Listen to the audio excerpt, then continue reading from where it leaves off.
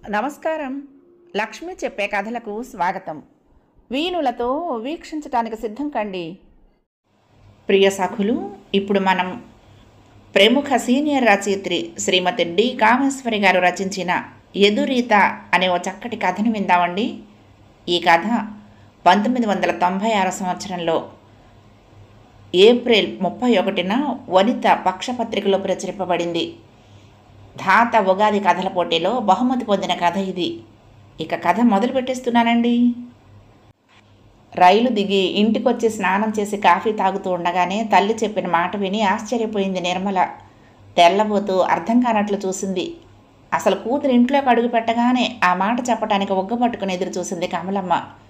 Coffee glass అందిస్తూ, చూసావుటే నీ friend Janaki ఎంత పని చేసిందో అందావిడ ఉపోద్ఘాతంగా. ఏం చేసిందమ్మా? ఆరాటంగా అడిగింది నిర్మల. ఏం చేసింది? కొంపదీసి అఘాయిత్యం చేయలేదు కదా? ఒంటరిగా బతకలేక పిల్లలకింత విషం ఇచ్చి తనింత తిందా? అరక్షణంలో మనసులో మెదిలాయి రకరకాల ఆలోచనలు. తల్లి మొహంలో కనపడిన తిరస్కార భావం చూడగానే అలాంటిది కాక ఇంకేదో జరిగిందేమో అనిపించింది. మళ్ళీ పెళ్ళేమన్నా చేసుకుందా? ఆరాటంగా అడిగింది తల్లిని. అలా అయినా బాగుండును. ఈ దొంగచాటు పనులు కాకుండా అలా ఎవరినో చేసుకున్నా ఎవరు ఏమీ అనుకునేవారు కాదు. అవ్వా, మొగుడు పోయిన 2 నెలలకే ఆ సుధాకర్ లేడు, అదే వాళ్ళ ఆయన ఫ్రెండుట, ఆ బ్యాంకులోనే పనిచేస్తాడట.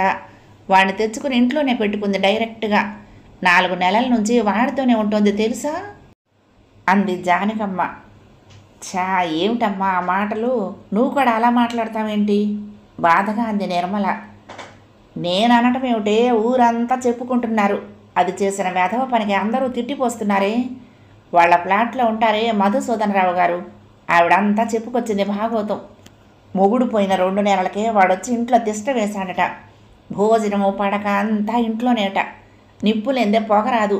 ఊరికే తిని కూర్చొని జనం చెప్పుకుంటారా? ఆ మధుసూదనం గారి భార్య చెప్పింది అంతా. అందరూ చీ కొడుతున్నారట. ఎంత ధైర్యం, ఎంత బరితెగించిందో చూడు. లోకం ఏమనుకుంటుందన్న ఇంగితం అన్నా ఉండొద్దు. 2 పిల్లల్ని పెట్టుకుని ఇదేం వెధవ పని? మొగుడు చచ్చిన 2 నెలలకే మొగుడు లేకుండా ఉండలేని స్థితికి వచ్చిందా? ఒళ్ళు కొవ్వెక్కి గాని.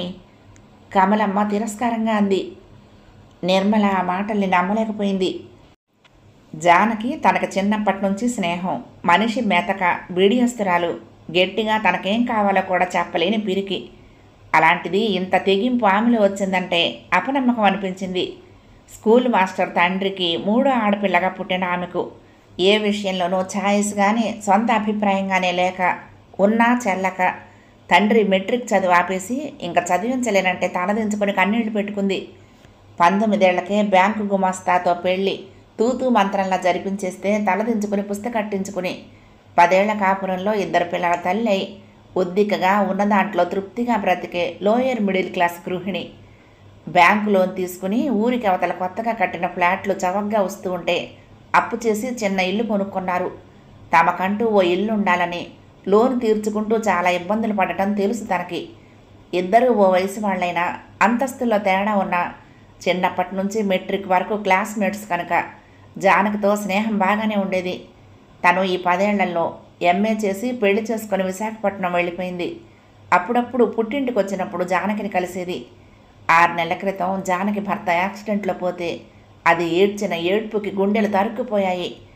ఇటు అటు ఆదుకునే వారెవరూ లేక, ఉన్న ఆధారం భర్త అంత చిన్నతనంలోనే పోతే పిల్లల్ని పెట్టుకుని నేను ఎలా బతకాలి, దిక్కులేని దాన్ని అయిపోయానే అని అది ఏడ్చిన ఏడుపు గుండెల్ని పిండింది. అలాంటిది జానకి 6 నెలలు తిరగకుండానే ఇంత తెగించే స్థాయికి ఎదిగిందంటే నమ్మశక్యంగా లేదు నిర్మలకి. ఏమిటనమ్మా లోకం, ఇదిగో పులి అంటే అదిగో తోక అంటారు. అసలు సంగతి ఏమిటో తెలియకుండా ఇలా అనుకోవటం ఏంటి? నిర్మల ఏదో అనబోయింది. ముందు నేను అలాగే అనుకున్నానే. ఆ మధ్య నాకు బజార్లో కనిపించిందే జానకి. నన్ను చూసి సిగ్గు లేకుండా నవ్వుతూ పలకరించింది.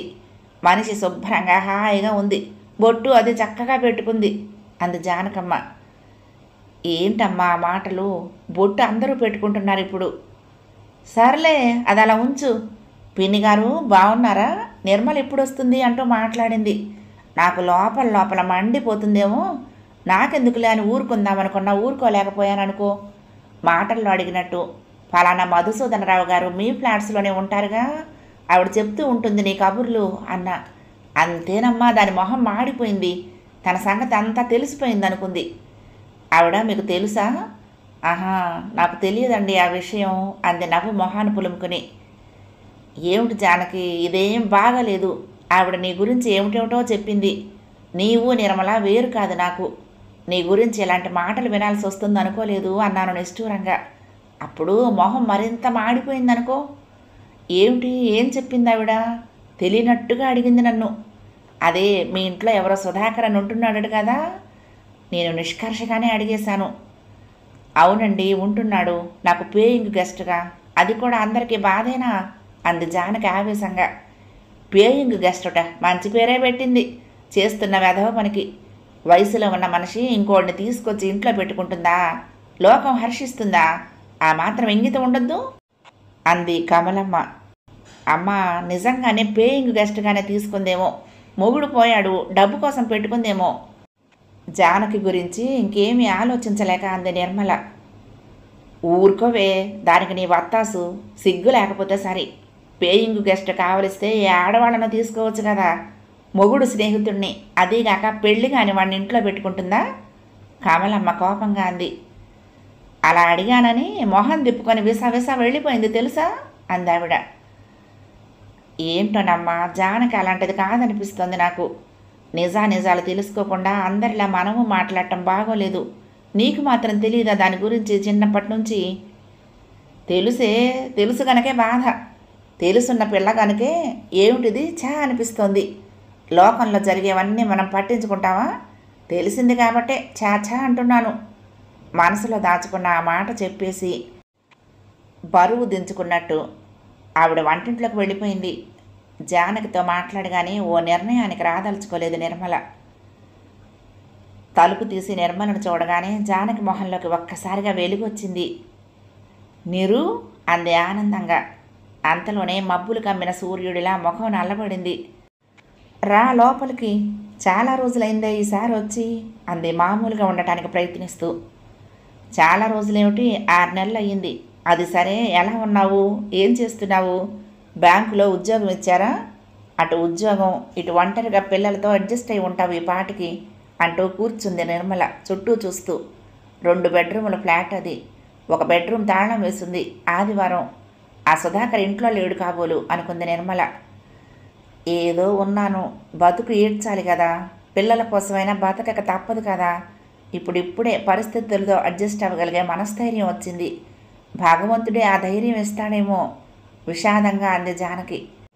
బ్యాంకులో క్లాస్ 4 ఉద్యోగమే ఇచ్చారు. మరేమిస్తారు? నా చదువు తెలుసు కదా. మెట్రిక్ చదివిన నాకేం వస్తుంది అంతకంటే?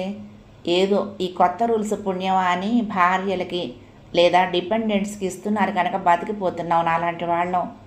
ఏమిటో మొదట్లో అటెండర్ ఉద్యోగం అంటే ఏదో చిన్నతనంగా ఉండేది. మాలాంటి మధ్యతరగతి వాళ్ళం ఇటు కాకుండా అటు కాకుండా ఉన్నాం. చిన్నతనం అనుకుంటే రోజులు వెళ్ళాలిగా. ఇప్పుడు అలవాటైందిలే అంది శుష్కహాసం చేస్తూ. మీ ఆయన ప్రావిడెంట్ ఫండ్ గ్రాడ్యుటీ అవి వచ్చేసాయా అడిగింది నిర్మల. వచ్చాయి.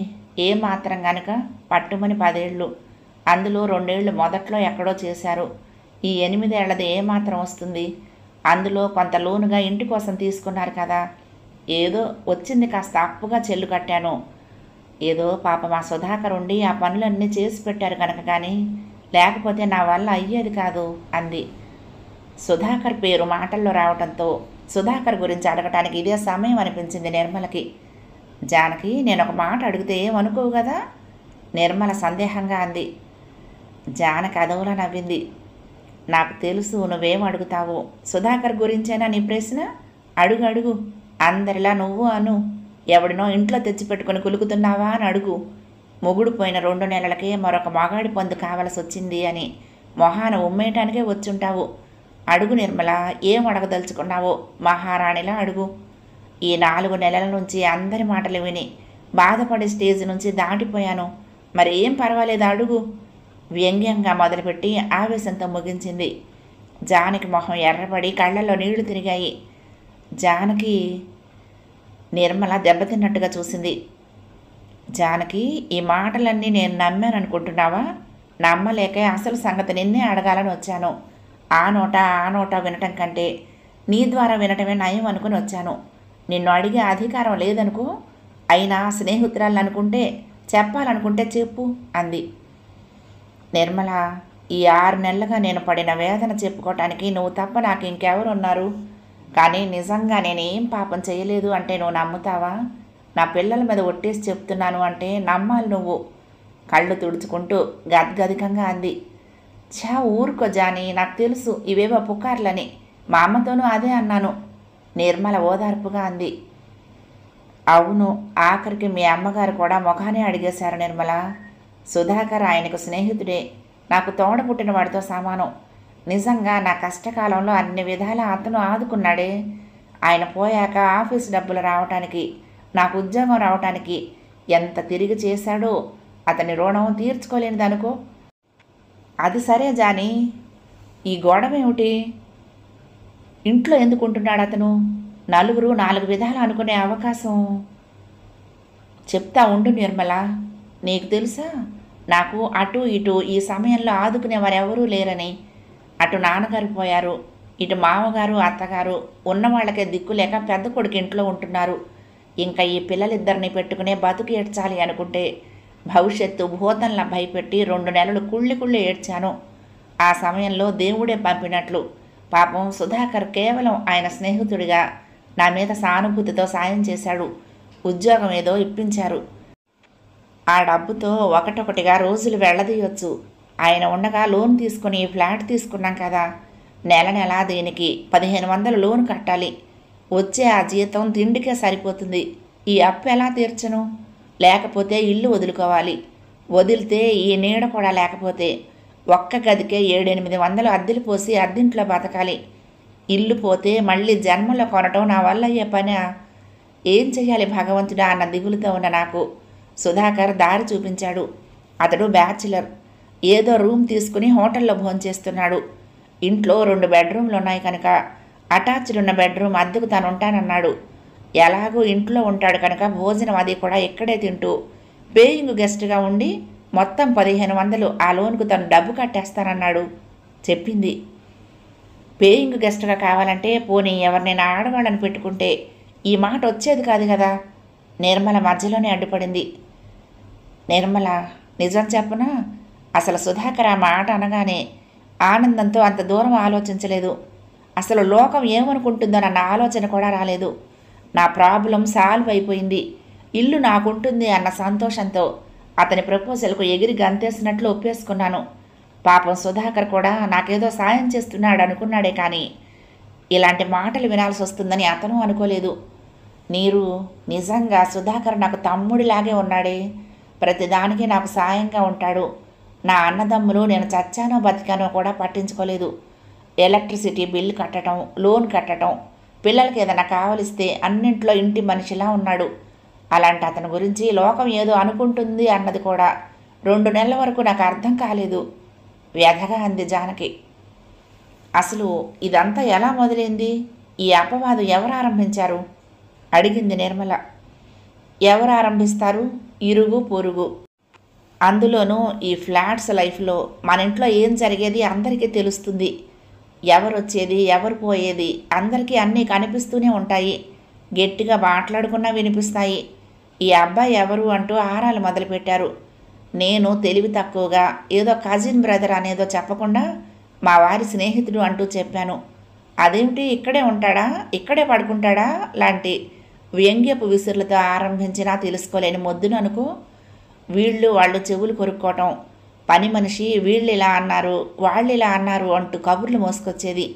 చాకలి పాలవాడు అంతా సుధాకర్ని వింతగా చూడటం.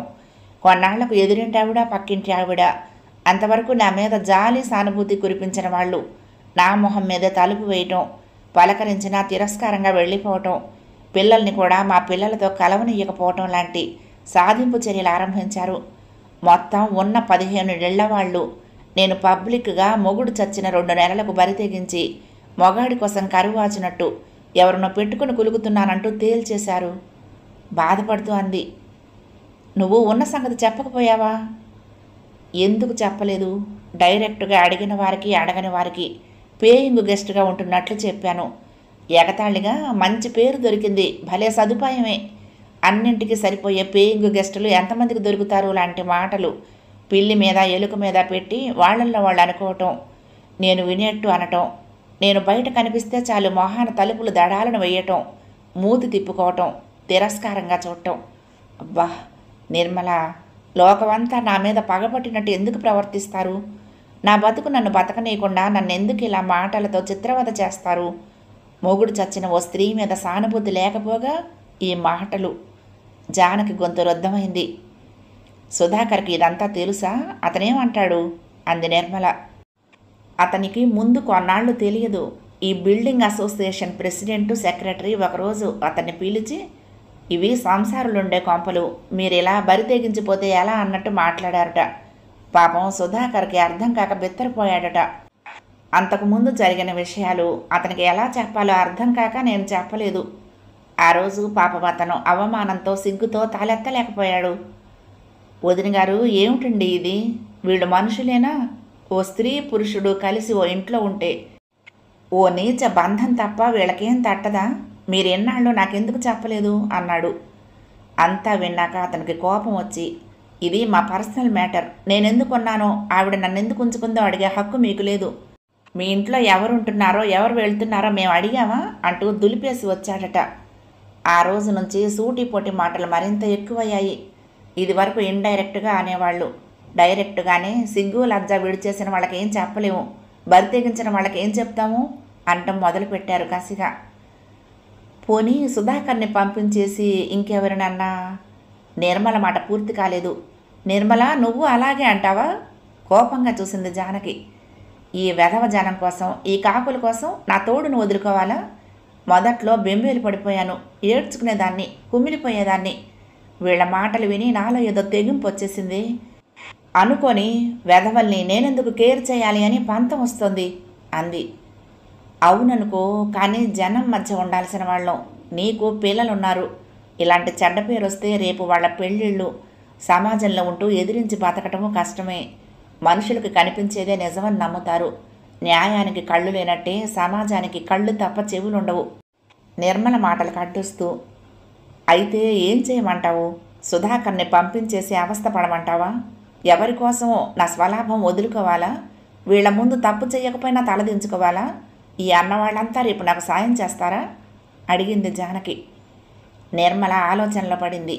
ఆఖరికి, ఉండు, మీ సెక్రటరీ మధుసూదన్ రావు గారు మాకు బాగా తెలుసు, ఆయనతో మాట్లాడి ఏదో ఆలోచిస్తాను, నేను చెప్తానుండు అంది సాలోచనగా. ఆ రోజు ఆ అపార్ట్మెంట్స్లో అందరినీ సమావేశపరిచింది నిర్మల. నిర్మల చెప్పిన దానికి సగం అయిష్టంగానే అంగీకరించింది జానకి. పిల్లల భవిష్యత్తు గురించి ఆలోచించి ఓడిపోవటం ఇష్టం లేకపోయినా అంగీకరించింది. చూడండి, మిమ్మల్ని అందరినీ ఇక్కడ సమావేశపరిచింది మీకున్న కొన్ని అపోహలు తొలగించడానికి. జానకి నా చిన్ననాటి మిత్రురాలు. దాని దురదృష్టం కొద్దీ భర్త చిన్నతనంలో పోయాడు. బ్యాంకు వాళ్ళ ధర్మమా అని ఓ ఉద్యోగం, భర్త ముందు చూపుతో ఒక ఇల్లు కొనబట్టి రోడ్డును పడకుండా, ఎవరి ముందు చేయి చాచకుండా దాని పిల్లల్ని పెంచుకోగలుగుతోంది. ఇక్కడే మీరందరూ ఇళ్ళు కొనుక్కొని ఒక కుటుంబంలా ఓ చోటు ఉంటున్నారు. ఇదొక పెద్ద సంసారంలాగా కలిసిమెలిసి అపార్ట్మెంటుల వాళ్ళు ఉండాలి. కానీ దురదృష్టవశాత్తు మీరందరూ తనకి సహాయం, సానుభూతి చూపాల్సింది పోయి, మా సానుభూతిలో సహాయాలు ఆవిడకెందుకులేండి? ఎవరో వెనక నుంచి కిసుక్కుని నవ్వారు.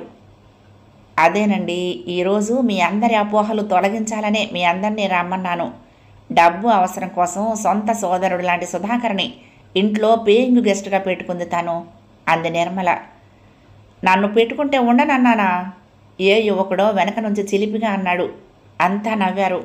నిర్మల తీక్షణంగా చూసింది. ప్లీజ్, మీరంతా చూస్తే చదువుకున్న వాళ్ళలా ఉన్నారు. కాస్త సంస్కారం కనపరచండి. తోటి స్త్రీ మీద స్త్రీకైనా సానుభూతి లేకుండా మాట్లాడటం అన్యాయం. ఇంతకు మీ అందరికీ సుధాకర్ని ఆమె బరి తెగించి ఇంట్లో పెట్టుకున్నదనేగా అభ్యంతరం. అందుకే మీ అపోహ తొలగించడానికే రమ్మన్నాను. నిర్మల గుమ్మంలో నుంచి వెళ్ళి ఓ పళ్ళెం పట్టుకొచ్చింది. అందులో వెలుగుతున్న దీపం, కుంకుమ, స్వీటు, రాఖీ ఉన్నాయి. ఇదిగో, ఇది రాఖీ. ఓ సోదరి సోదరుడికి పవిత్రంగా కట్టే రాఖీ. ఇది ఈరోజు మీ అందరి ముందు సుధాకర్కి కడుతుంది. అతన్ని మీ అందరి ముందు సోదరుడిగా స్వీకరిస్తుంది. ఇది కేవలం మీ అపోహ తొలగించడానికి. మిమ్మల్ని నమ్మించాల్సిన అవసరం తనకు లేకపోయినా నేను ఒప్పించాను. ఓ కుటుంబంలా కలిసిమెలిసి ఉండాల్సిన చోట అసహ్యమైన మాటలు అపోహలు ఉండకూడదని నేనే సలహా ఇచ్చాను. సుధాకర్ ఇట్రండి అంది నిర్మల. మంచి ఐడియాలే. ఓ దారం ముక్క కట్టేస్తే కట్టించేసుకుంటే ఇంక వెనకాల ఏ నాటకాలు ఆడినా పర్వాలేదు. భలే సలహా ఇచ్చారుగా ఎవరో అన్నారు. నిర్మల అటువైపు తీక్షణంగా చూసింది. జానకి చేతిలో ఉన్న రాఖీ విసిరికొట్టింది క్రోధావేశాలతో. చూసావా నిర్మల, వీళ్ళు ఎలాంటి మనుషులో? ఆధారం పోగులే మీ బ్రాహ్మణత్వం చూపుకోవటానికి పవిత్ర జందంగా వేసుకుంటున్నారు. ఈ పతివ్రతలందరూ మెడలో కట్టించుకునేది ఆధారం పోగులే. రాఖీ పవిత్రత ఏమిటో తెలియని వీళ్ళన నువ్వు నమ్మించాలనుకుంటున్నావు ఆవేశంగా అంది, అందరి వంక తిరస్కారంగా చూస్తూ. మీరంతా ఒక మాట ఇస్తే ఈ సుధాకర్ని ఈ క్షణంలో పంపేస్తాను అంది. అందరూ ప్రశ్నార్థకంగా చూశారు. ఇక్కడ 15 ఇళ్లున్నాయి. మీరంతా నెలకి తలా 100 ఇస్తే నా ఇంటి అప్పు తీర్చుకుంటాను. అప్పుడు సుధాకర్ని పంపేస్తాను. ఏం ఇస్తారా హేళనగా అడిగింది. మాకేం పట్టింది అన్నారు మిగతా వాళ్ళు. అదే, నా ఇబ్బందులు మీకు పట్టనప్పుడు, అనవసరమైనప్పుడు నా జీవితంలో ఏ విషయంలోనూ కలగ చేసుకునే అధికారం మీకు లేదు. ఇది నా స్వవిషయం ఆవేశంగా అంది జానకి. సుధాకర్ జరుగుతున్నదంతా చూసి ఏదో నిర్ణయించుకున్నవాడిలా పళ్ళెంలో కుంకుమ భరణ తీసుకుని జానకి ముందుకొచ్చాడు. నిర్మల గారు, చాలు, ఈరోజు ఈ జరుగుతున్న దానికి ఫుల్ స్టాప్ పెట్టేస్తాను. జానకిని పెళ్ళాడి అందరి నోళ్ళు మూయిస్తాను ఆవేశంగా అన్నాడు. అదే నాయనా మేం చెప్పేది. ఈ పని ఏదో ముందే చేస్తుంటే మేము నోరు మూసుకుని ఉండేవాళ్ళం కదా హేళనగా అన్నారెవరో. జానకి సుధాకర్ని తీక్షణంగా చూసింది. అడుగు వెనక్కి వేసింది. ఆగు సుధాకర్, ఇదేం సినిమా కాదు. ఎవరో ఏదో అన్నారని కుంకుమ పెట్టేస్తే పెళ్ళైపోవటానికి. ఆవేశంతో పిచ్చి పని చేసి వదినగారు అని పిలిచిన పిలుపుకి అపవిత్రత అంటగట్టకు. 2 పిల్లల తల్లిని, మొగుడుపోయిన దాన్ని పెళ్ళాడాల్సిన కర్మ నీకేంటి? నేనేమి రమ్మను కాదు అందం చూసి చేసుకోవటానికి. 5,000 తెచ్చుకుంటున్నావు. చక్కటి పిల్ల దొరుకుతుంది నీకు. నా మీద జాలితో ఆవేశంతో చేసి నీ వాళ్లతో విరోధం తెచ్చుకుని ఆవేశం తగ్గాక పిచ్చి పని చేశానని నువ్వు బాధపడి నన్ను బాధపెట్టి మన జీవితాలు నరకం చేసుకోవద్దు. ఎవరి కోసమో ఇలాంటి పని చేయకు. మన మధ్య ఉన్న అనుబంధాన్ని, పవిత్రతని ఈ మూర్ఖులు అర్థం చేసుకోకపోతే అలాంటి వాళ్ళ కోసం మనం బాధపడక్కర్లేదు. నీ పెళ్ళయ్యే వరకు ఇక్కడే ఉండు. రేపటి నుండి నా జోలికి ఎవరైనా వస్తే పోలీస్ కంప్లైంట్ ఇస్తాను. నన్ను హరాస్ చేస్తున్నారని. వెళ్ళండి, అందరూ వెళ్ళండి. మీ ఇష్టం వచ్చినట్లు మీరు అనుకోండి. నాకేం అక్కర్లేదు.